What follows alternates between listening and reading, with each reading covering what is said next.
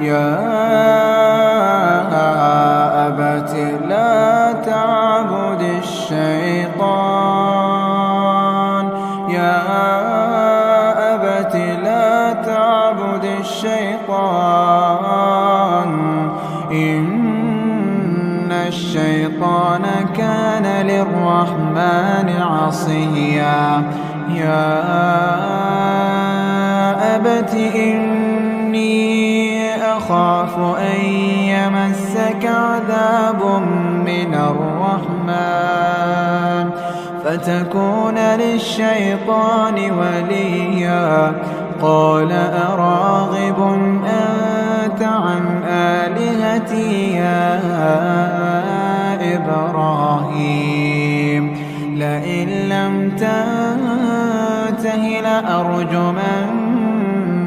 واهجرني مليا